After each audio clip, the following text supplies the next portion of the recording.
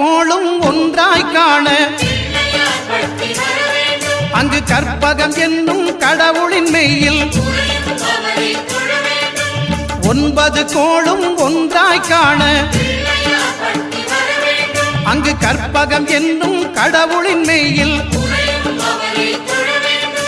சூரியன் முதலாய் 9 கிரகமும் பலவித குணங்களை கொண்டிருக்கும் எங்கள் கற்பக தருவில் அவை வரும்போது ஒன்றாய் சேர்ந்து பலனளிக்கும்.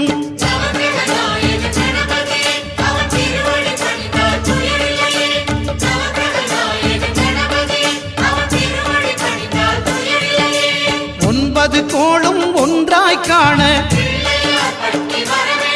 அங்கு கற்பகம்